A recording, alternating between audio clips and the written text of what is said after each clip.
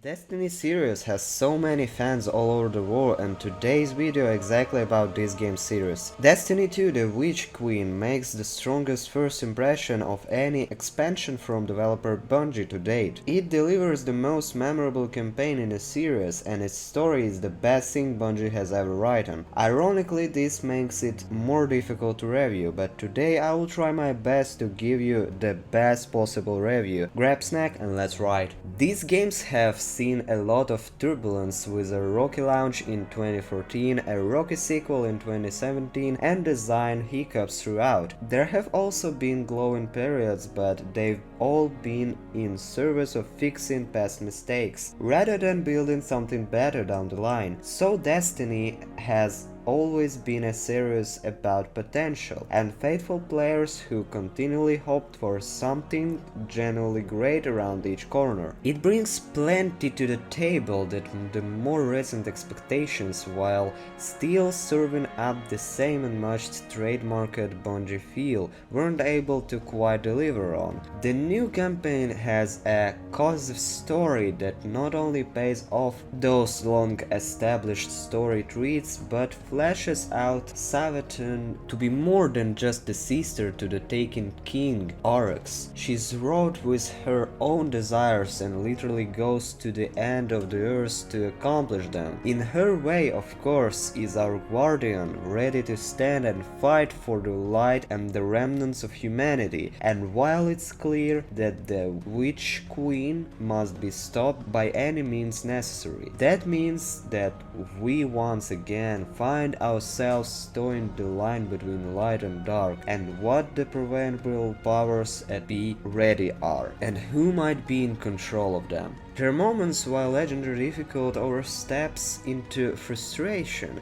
such as Brutix, Lightbane, and a final boss that could have been one phase shorter while still hitting the epic sweet spot Bungie was clearly aiming for. And I relied on tools that new players won't have, mainly Jallarhorn and Rocket Ammo in their modes, to complete it solo. Classic difficulty is still around to offer the less challenging experience of past expectation, however. Killing evil guardians and their hive ghosts is a foundational gameplay mechanics in The Witch Queen, but it comes with a moral quandary as well. Since Destiny's beginning, the light has only blessed humanity with ghosts, there have been some bad guardians in the lore, but we've never seen enemies wield the light against us in the game. The story is just one piece of Bungie's magnum opus, the first link in a chain that connects the entire expansion. The central mystery, how the Hive got the light, centers around the new Throne World location, letting players dive into the mind of the most interesting villain in the series history. Secrets that players find in the world grant new currencies, which in turn lead to new weapons, which then play into the new weapon crafting system. I'm constantly using new weapons so I can add them to my crafting repertoire, or leveling up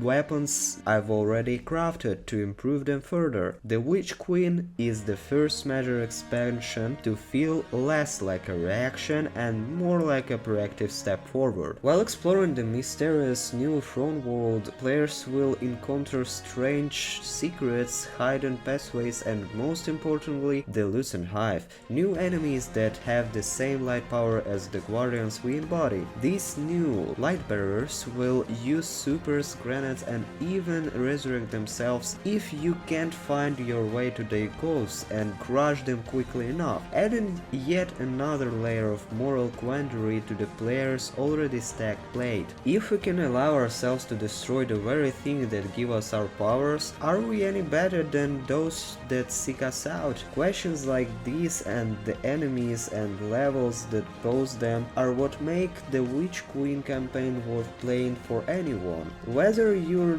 the hardest of the hardcore, a returning guardian, or a new light, Bungie has crafted an experience that challenges anything they've produced in the last 10 years and maybe more. The Witch Queen doesn't have a weak link across all of its core activities, and they feed into each other other in meaningful ways. The initial premise of the expansion is pretty straightforward. Sabaton, the hive god of deception, has gotten her hands on light, presenting a clear threat to humanity's vanguard and sparking conflict within it as Guardians questions their connection to the Traveler. Between the campaign missions in the open world, the raid, and seasonal developments, Sabaton's plot becomes a catalyst for the Witch Queen to simultaneously fill gaps in the game's universe, flesh out the best villain in the franchise history, and frame the rapidly escalating threat that will define the next 3 years of Destiny 2. On top of an amazing new campaign and the most dangerous enemies we've ever faced, the Witch Queen introduced weapon crafting to Destiny for the first time. No, this won't require you to grind spin metal on the Cosmodrome like the exotic sword in the Taken King once did. Instead, Bungie has built a system that's all about finding a gun, using it to score kills, and eventually unlocking the ability to craft it. This system is far from perfect and could use some simplification. As it currently exists, the new currency is the RNG tied to getting the correct weapons to drop on top of getting them to drop specifically with the red border, so that you can earn the blueprints leave players like me frustrated. Making the requirements for crafting simpler and eliminating some of the currencies or even just their limits would be a welcome change to an otherwise great start for weapon crafting. Bungie has already promised that come Season 17 on May 24th, many of these issues will be addressed. Destiny 2 The Witch Queen is not only the best expansion Bungie has ever made for Destiny, but it's the best release that Destiny has ever had, period. From the same tight gameplay we've all known and loved to the breathtaking visuals and music the team at Bungie have managed to produce all the way down to best launch day for any expansion Destiny has ever seen and the roughest day one raid event we've ever seen. The Witch Queen is more than just another expansion for the now 8-year-old franchise. It's a return to